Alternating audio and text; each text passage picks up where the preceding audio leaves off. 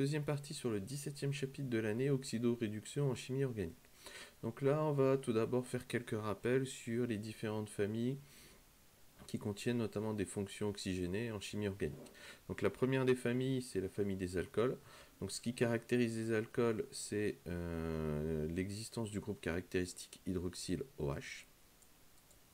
Ce qu'il faut savoir aussi, c'est que la famille des alcools, en fin de compte, les alcools, on va les distinguer en trois catégories, qu'on va appeler des classes. Et pour faire cette distinction, on va s'intéresser à l'atome de carbone qui porte la fonction hydroxyle OH.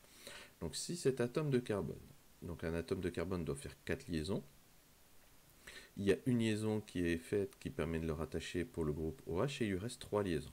Donc parmi ces 3 liaisons, si ces 3 liaisons sont faites avec d'autres atomes de carbone, à ce moment-là, on dit que l'alcool est tertiaire.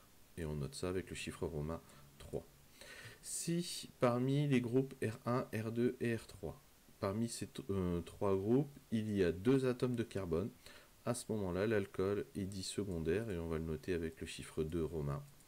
Et dernier cas de figure, dernière catégorie, si parmi ces groupes R1, R2, R3, il n'y a qu'un seul atome de carbone ou aucun, à ce moment-là, l'alcool, il est dit primaire. Exemple, si on prend cette molécule, donc qui est le 3-méthylbutane de Hall, donc on va s'intéresser à l'atome de carbone qui porte la fonction hydroxyle OH qui est ici. Cet atome de carbone, on voit qu'il est rattaché à un atome de carbone, 2 atomes de carbone. À ce moment-là, c'est un alcool qui est secondaire. Alors pourquoi on fait cette distinction? Parce que ça va avoir une influence sur les réactions d'oxydoréduction. Selon que l'on travaille avec un alcool primaire, secondaire et tertiaire, si vous les mettez en face du même réactif, à ce moment-là, le résultat ne sera pas le même. Donc c'est pour ça qu'on est obligé de faire cette distinction ici. Deuxième famille avec laquelle on va travailler, deuxième catégorie, qu'on appelle les dérivés carbonylés. Les dérivés carbonylés vont donner deux familles. Donc tout d'abord, ce qui caractérise les dérivés carbonylés, c'est le groupe fonctionnel carbonyle. C'est double liaison O. Et là, à ce moment-là, il y a deux possibilités.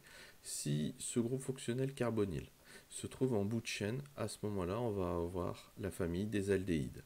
C'est-à-dire qu'une des deux liaisons ici sera faite obligatoirement par un atome d'hydrogène.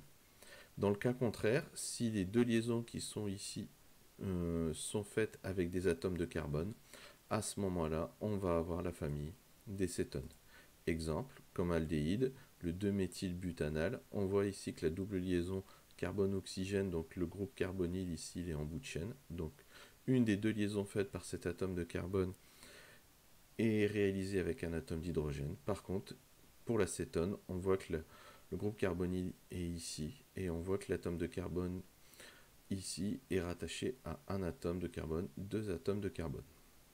Dernière famille avec laquelle ici on peut travailler, c'est les acides carboxyliques. Donc ce qui caractérise les acides carboxyliques, c'est le groupe fonctionnel carboxyle, et ce groupe fonctionnel, le voici, c'est C double liaison O, OH. Exemple, l'acide 2-méthylbutanoïque.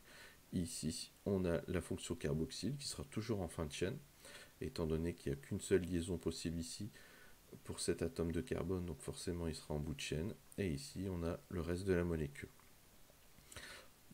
D'un point de vue pratique, maintenant, pour identifier les familles, on va utiliser des tests caractéristiques. Alors, premier test que l'on doit connaître ici, c'est le test à la DNPH. Alors, DNPH ou 2,4 DNPH. Donc, son nom complet, c'est la 2,4-dinitrophénylhydrazine. Donc, c'est une solution qui est de couleur jaune. Je vous invite, pareil, à aller voir cette vidéo où vous avez la réalisation du test. Et elle permet de tester la présence d'aldéhyde et de cétone. À savoir, lorsque vous utilisez ce réactif en présence d'aldéhyde et de cétone, à ce moment-là, on a la formation d'un précipité qui est jaune. Si vous le mettez en présence d'un alcool ou d'un acide carboxylique, il ne se passe rien. Donc, premier test ici, pour faire la distinction, est-ce que j'ai un dérivé carbonylé ou pas?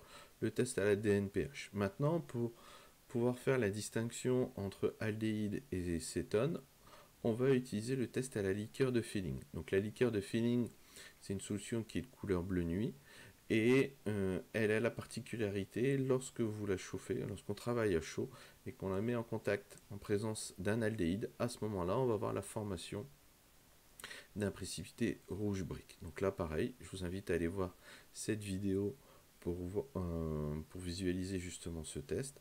Et donc, cette liqueur de feeling, elle permet de mettre en évidence la présence des aldéhydes. Dernière partie, ici, on va justement s'intéresser à la réaction d'oxydation des différents composés oxygénés dont on a parlé notamment précédemment, et surtout au niveau des alcools. Alors, tout d'abord, qu'entend-on par oxydation ménagée? C'est une réaction d'oxydation pour laquelle le squelette carboné de la molécule qui va être oxydée est préservé. C'est-à-dire que la chaîne carbonée, elle sera intacte, et la seule chose qui va être modifiée, c'est au niveau du groupe fonctionnel, du groupe caractéristique. Alors, oxydation ménagée des alcools. Donc pour cela, on va utiliser comme réactif un alcool et un oxydant. Donc exemple d'oxydants que l'on peut utiliser, ce sont les ions permanganate MnO4-, mais il existe d'autres oxydants. Donc si ici on va avoir des réactions d'oxydation, ça signifie que les alcools vont jouer le rôle de réducteur. Alors, et là, vous avez ici la synthèse des différents types de réactions selon la classe de l'alcool. Si l'alcool est primaire, à ce moment-là, lorsqu'on va avoir une oxydation de cet alcool, on va former obligatoirement un aldéhyde. C'est-à-dire qu'ici, le groupe OH va se transformer en groupe carbonyl, c'est double liaison O. Et donc, on va perdre un H ici et un H ici. Lorsque l'alcool est secondaire, à ce moment-là, on va former une cétone. Et lorsque l'alcool est tertiaire, à ce moment-là, si on le met en présence d'un oxydant, il n'y a pas de réaction d'oxydation. Alors pour expliquer cela, on est dans le cadre de l'oxydation ménagée. Et ménagée, ça signifie qu'on ne modifie pas la chaîne carbonée. Pour un alcool tertiaire, R1, R2, R3 sont constitués d'un ou plusieurs atomes de carbone. Donc comme on est dans le cadre de l'oxydation ménagée, on ne doit pas toucher à la chaîne carbonée, ici on ne peut pas faire, on est bloqué ici et il n'y aura pas de réaction avec ces alcools tertiaires.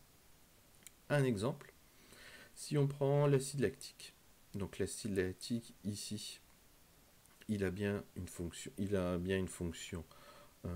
hydroxyle. Il a certes aussi une fonction carboxyle, mais ce qui va ici rentrer en réaction avec l'oxydant, ce qui va être modifié, c'est la fonction hydroxyle, et ça va se transformer ici en cette molécule qu'on appelle l'acide pyruvique. Alors, donc là on a le schéma général, l'acide lactique, donc ici on a un alcool qui est secondaire, donc d'après mon tableau précédent, cet alcool secondaire, donc cette fonction alcool va se transformer ici en cétone, c'est-à-dire en une fonction carbonyle.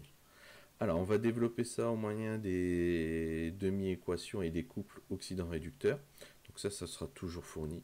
Donc si on prend le couple l'acide pyruvique, l'acide lactique. Donc l'acide lactique va faire office de réducteur, donc c'est normal qu'il ait écrit ici en deuxième. Ici, en première position, on a l'acide lactique. La demi-équation correspondante, la voici. Et pareil pour l'ion permanganate. Il fait office d'oxydant, donc il est écrit en première position.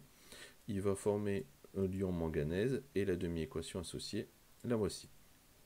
Alors, première étape, pour expliquer cette transformation, on va écrire les deux demi-équations en mettant à gauche du signe égal les réactifs. Donc tout d'abord, première chose, on va prendre l'acide lactique. Donc c'est-à-dire qu'on prend cette demi-équation.